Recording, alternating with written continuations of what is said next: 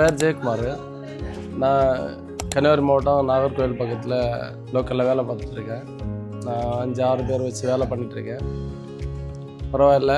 என்னோடய சைட்டுக்கு எல்லாமே நான் பால்கோ பைப்பு தான் எடுத்துகிட்ருக்கேன். பரவாயில்ல, குவாலிட்டி நல்லா இருக்குது. த்ரெட்டட் பைப்பெல்லாம் நல்லா இருக்குது. நான் 4 kg 4 இன்ச்சு 2.5 இன்ச்சு எல்லாம் ஓகே.